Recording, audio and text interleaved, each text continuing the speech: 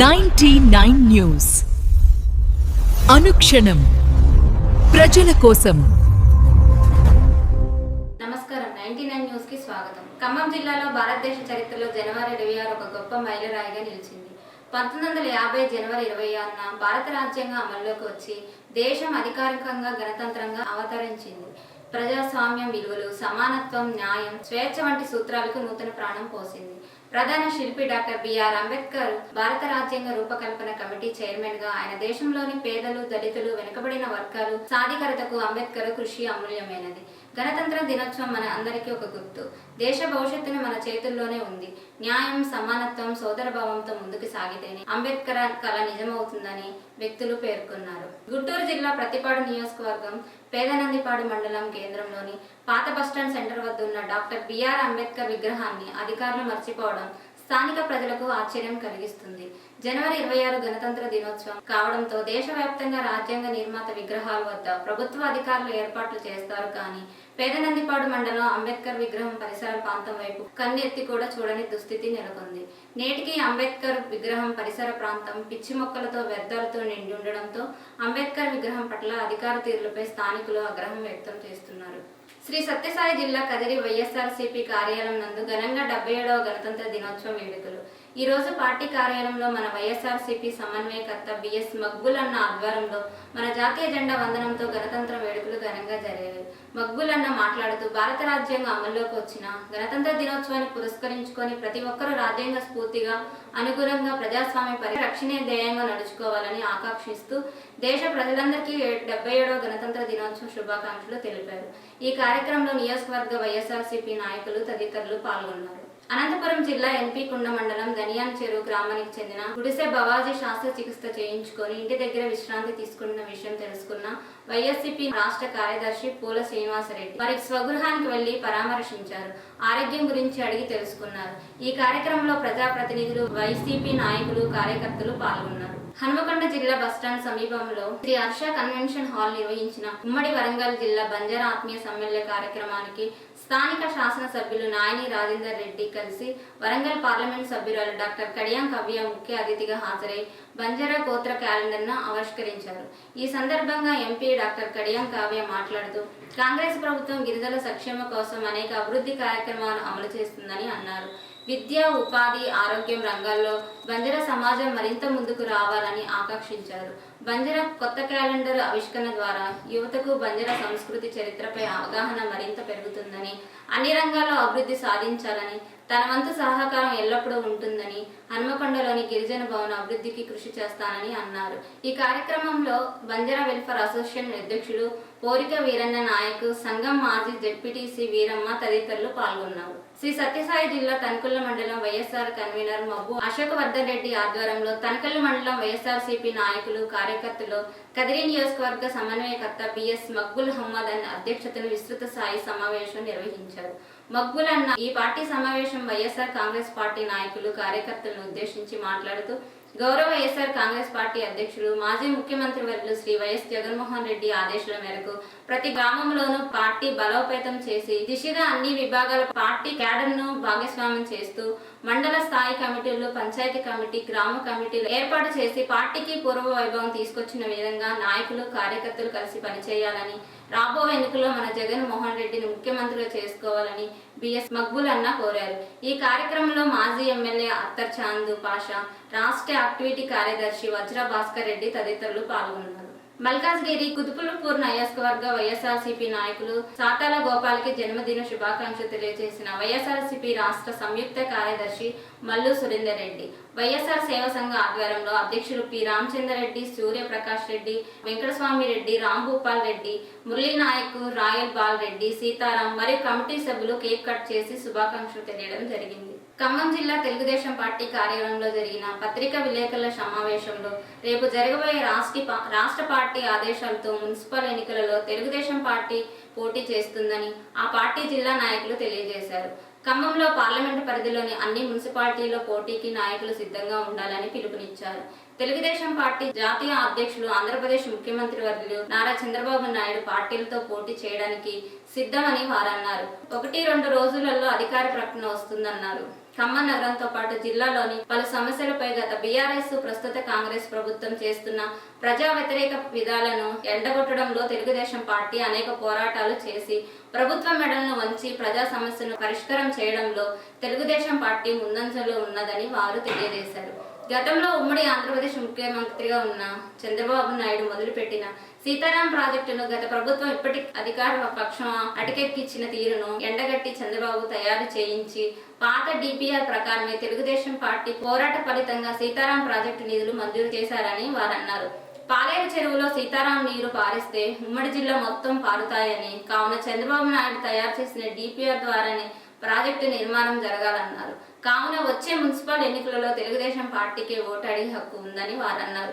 వచ్చే మున్సిపల్ ఎన్నికల్లో మెజార్టీ స్థానాలు గెలుచుకుంటామని వారు ధీమా వ్యక్తం చేశారు. ఈ సమావేశంలో కొండబాల కరుణాకర్, లీగల్ సెల్ రాష్ట్ర నాయకులు మల్లెపాటి అప్పారావు తదితరులు పాల్గొన్నారు. వరంగల్ జిల్లా హటర్ రోడ్లోని ఆకృత అపార్ట్మెంట్స్ లో ఏర్పాటు చేసిన apartment owners welfare association dairy ఆవిష్కరణ కార్యక్రమానికి వరంగల్ పార్లమెంట్ సభ్యురాలు డాక్టర్ కడియం కావ్య ముఖ్య అతిథిగా హాజరై 2026 నూతన డైరీని ఆవిష్కరించారు.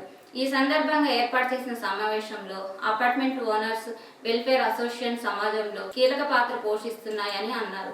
నివాస ప్రాంతంలో పరిశుభ్రత, భద్రత, పరస్పర సహకారం పెంపొందించడంలో అసోసియేషన్లు సేవలు అభినందనీయమని పేర్కొన్నారు. అపార్ట్మెంట్ లో నివసిస్తే మంచి సౌకర్యాలు లభిస్తాయనే భావన ప్రజల్లో బలంగా నెలకొనాలని అన్నారు. అపార్ట్మెంట్ అంతా ఒక కుటుంబ సభ్యులా కలిసి జీవిస్తూ సంస్కృత సంప్రదాయాలను కొనసాగిస్తూ పండుగలు జరుపుకోవడం అభినందనీయమని అన్నారు. అపార్ట్మెంట్లకు సంబంధించిన ప్రధాన సమస్యల పరిష్కారానికి తాను ముందుండి కృషి చేస్తానని, ముఖ్యంగా వాటర్ లైన్ వంటి మౌలిక వసతుల సమస్యలను పరిష్కరించేందుకు చర్యలు తీసుకుంటానని ఎంపీ డాక్టర్ కడియం కావ్య హామీ ఇచ్చారు. ఈ కార్యక్రమంలో అపార్ట్మెంట్స్ అసోసియేషన్ అధ్యక్షులు కేశవరెడ్డి, జనరల్ సెక్రటరీ ప్రభాకర్ తదితరులు పాల్గొన్నారు. ఖమ్మం జిల్లా సత్తుపల్లి పట్టణం వినాయక్ గ్రౌండ్ రెస్టారెంట్ లో సత్తుపల్లి ఎస్పీఎస్ 10వ తరగతి 1971-81 బ్యాచ్ క్లాస్మేట్స్ అందరూ కలిసి ఆత్మీయ సమావేశం జరిగింది. ఈ సమావేశంలో మట్టా దయానంద్ స్నేహితులు కలిసి చిన్ననాటి అనుబంధాలను పంచుకున్నారు. రాష్ట్ర కాంగ్రెస్ నాయకులు డాక్టర్ మట్టా దయానంద్ సత్యమణి, సత్తుపల్లి నియోజకవర్గ ఎమ్మెల్యే రాగంగి. ఖమ్మం జిల్లా సత్తుపల్లి మండలం రేజర్ల గ్రామంలో కాంగ్రెస్ సీనియర్ నాయకులు సుబ్బారెడ్డి ఆధ్వర్యంలో అన్నప్రస ఓనీల వస్త్ర అలంకరణ వేడుక కార్యక్రమంలో మరియు రేజర్ల గ్రామంలో పరామర్శల కార్యక్రమంలో పాల్గొన్న రాష్ట్ర కాంగ్రెస్ నాయకులు డాక్టర్ మట్టా దయానంద్. ఖమ్మం జిల్లా మదిర మండలం ఆటూరులో ప్రేమికుడి ఇంటి ఎదుట ప్రియురాలు తన కుటుంబ సభ్యులతో ధర్నా. 4 సంవత్సరాలుగా ప్రేమించి పెళ్లికి నిరాకరించడంతో తన కుటుంబ సభ్యులతో ప్రేమికుడి ఇంటి ఎదుట పెళ్లి చేసుకోవాలని డిమాండ్ చేస్తూ ప్రియురాలు ధర్నా. యువతికి అండగా ఎంఆర్పీఎస్ నిలుస్తుందని ఎంఆర్పీఎస్ మండల ఇన్ఛార్జ్ పార్షకు ఏనుకు మాదిగ మాట్లాడుతూ తెలియజేశారు. ఈ కార్యక్రమంలో ఎంఆర్పీఎస్ మండల నాయకులు రాయవప్పు దేవదాసు, మాదిగ, మేషపోగు, ఇర్మియా, మాదిగ తదితరులు పాల్గొన్నారు. పద్మశ్రీ అవార్డు గ్రహీత 12 మెట్ల కిన్నెర వాయిద్యకారుడు మొగులేకు గ్లోబల్ హ్యూమన్ పీస్ యూనివర్సిటీ వారు గౌరవ డాక్టరేట్ అవార్డుకు ఎన్నిక చేశారు. కిన్నెర మొగులైన భీమ్లా నాయక్ సినిమాలో తన పాట ప్రత్యేక గుర్తింపు సాధించింది. కిన్నెర మొగులయ్యను గతంలో తెలంగాణ ముఖ్యమంత్రి, మంత్రులు, ప్రభుత్వ అధికారులు, వివిధ రంగాల ప్రముఖులు అభినందించారు. యూనివర్సిటీ నామినేషన్ కమిటీ సభ్యులు doctor Gouni Narasimha Goud, joint director doctor Arifuddin award ప్రక్రియను పూర్తి చేసి చెన్నైకి పంపారు. 14 ఫిబ్రవరి 2026 భారతీయ విద్యా భవన్ చెన్నైలో ఈ డాక్టరేట్ అవార్డును ప్రదానం చేయనున్నారు. ఈ కార్యక్రమంలో ప్రముఖ సామాజికవేత్తలు వై వెంకటేశ్వర గౌడ్, వెంకటరెడ్డి తదితరులు పాల్గొని మొగలైన శాలువాతో సత్కరించారు. కామారెడ్డి జిల్లా బాన్సువాడ మండలం బోర్ల ఎస్సీ గురుకుల పాఠశాలలో 8వ తరగతి విద్యార్థిని మృతి. పాఠశాల సిబ్బంది నిర్లక్ష్యానికి నిండు ప్రాణం బలి. రిపబ్లిక్ డే వేడుకల కోసం ఆటోలో ఫర్నిచర్ తెప్పించి విద్యార్థులతో అన్లోడ్ చేయించిన పాఠశాల సిబ్బంది. ఆటోల నుండి ఫర్నిచర్ అన్లోడ్ చేస్తూ ఒక్కసారిగా కింది పడిపోయిన సంగీత్ అనే విద్యార్థి. చికిత్స నిమిత్తం ఆసుపత్రి తరలించగా అప్పటికే మృతి చెందినట్లు నిర్ధారించిన వైద్యులు. సంగీత్ సొంత గ్రామం మన్నూరు మండలం కోడిచెర్ల గ్రామంగా గుర్తింపు. హైదరాబాద్ జరిగిన చిన్మయ మిషన్ 75వ వార్షికోత్సవ కార్యక్రమంలో పాల్గొన్న డిప్యూటీ సీఎం బట్టి విక్రమార్క మల్లు విలువలతో కూడిన అభివృద్ధి నిజమైన ప్రగతిగా నిలుస్తుందని పేర్కొన్నారు. చిన్మయ ఆనందం గారి బోధనలు నేటికి సమాజానికి అత్యంత అవసరమని, ఆత్మీయత కంటే బాధ్యతతో సమాజంలో భాగస్వామ్యంగా నిలబడమని అన్నారు. చిన్మయ మిషన్ 75,000 సేవలను అభినందిస్తూ భవిష్యత్తులో కూడా సమాజానికి మార్గదర్శకంగా నిలవాలని ఆకాంక్షించారు. కర్నూలు జిల్లా మూడోపట్నం పోలీస్ స్టేషన్ పరిధిలో ఇటీవల ఓ మహిళా డాక్టర్ స్కూటీపై ఇంటికి వెళ్తుండగా గుర్తు తెలియని వ్యక్తులు మోటార్ సైకిల్తో ఢీకొట్టారు. ఆమె కింద పడగానే అక్కడ ఉన్న 3 మహిళలు ఓ వ్యక్తి సాయం చేస్తున్నట్లు నటిస్తూ ఆటో ఎక్కిస్తామని చెప్పారు. అదే సమయంలో ఆ మహిళ డాక్టర్కు ఓ ఇంజెక్షన్ చేశారు. బాధితురాలు గట్టిగా కేకలు వేయడంతో నిందితులు అక్కడి నుంచి పరారయ్యారు. వెంటనే బాధిత వైద్యురాలు తన భర్తకు సమాచారం ఇచ్చి తనపై విషప్రయోగం జరిగిందని అనుమానంతో పోలీసులకు ఫిర్యాదు చేసింది. కేసు నమోదు చేసిన పోలీసులు సీసీ కెమెరాలు, సెల్ టవర్లు, లొకేషన్ ఆధారంగా దర్యాప్తు చేపట్టారు. ఘటన సమయంలో 4 వ్యక్తులు అక్కడే ఉన్నట్లు గుర్తించి వారిని అదుపులోకి తీసుకున్నామని కర్నూలు డీఎస్పీ బాబు ప్రసాద్ శనివారం సాయంత్రం విలేకరుల సమావేశంలో తెలిపారు.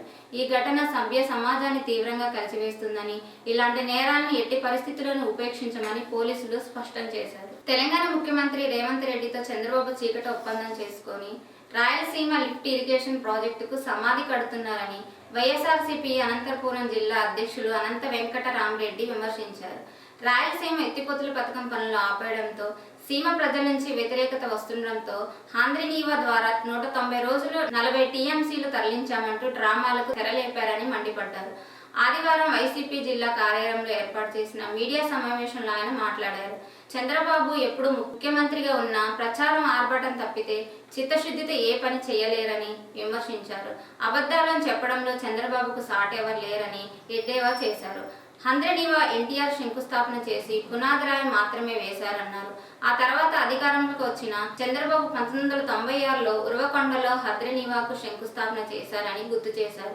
మళ్ళీ 1999లో 40 టీఎంసీలు కాదని 5 టీఎంసీలకే ఆంధ్రనీవా కుదిరించి ఆత్మకూరులో శంకుస్థాపన చేశారని తెలిపారు. 2004లో వైఎస్ఆర్ రాజశేఖర రెడ్డి ముఖ్యమంత్రి అయ్యాక 5 టీఎంసీల జీవోను రద్దు చేసి 40 టీఎంసీలకు చేశారని అన్నారు. ఆ తర్వాత పనులు వేగవంతం అయ్యాయని, దాని ఫలితంగానే 2012 నుంచి రాయలసీమకు కృష్ణా జిల్లాలు వస్తున్నాయని అన్నారు. 2019లో వైఎస్ జగన్మోహన్ రెడ్డి సీఎం అయ్యాక అనంతపురంలో కంటి వెలుగు కార్యక్రమం ప్రారంభం సందర్భంగా ఆంధ్రనీవా సామర్థ్యాన్ని 10,000కి పెంచాలని తాము కోరిన విషయాన్ని గుర్తు చేశారు. ఆ తర్వాత 6,300 క్యూసెక్ల సామర్థ్యంతో పనులు చేయడానికి నిధులు మంజూరు చేయడంతో పాటు వైసీపీ హాయంలోనే టెండర్లు పూర్తయ్యాయని తెలిపారు. అదేవిధంగా శ్రీశైలంలో 800 అడుగుల నుంచే నీటిని తీసుకునేలా రాయలసీమ లిఫ్ట్ ఇరిగేషన్ ప్రాజెక్టుకు వైఎస్ జగన్ శ్రీకారం చుట్టారని తెలిపారు. కానీ 2024 అధికారంలో వచ్చిన చంద్రబాబు తన స్వార్థ రాజకీయాల కోసం తెలంగాణ ముఖ్యమంత్రి రేవంత్ రెడ్డితో చీకటి ఒప్పందం చేసుకొని సీమ ప్రాజెక్టుకు సమాధి కట్టానన్నారు. ఈ వార్తలు ఇంతటితో సమాప్తం. 99 న్యూస్ అనుక్షణం ప్రజల కోసం.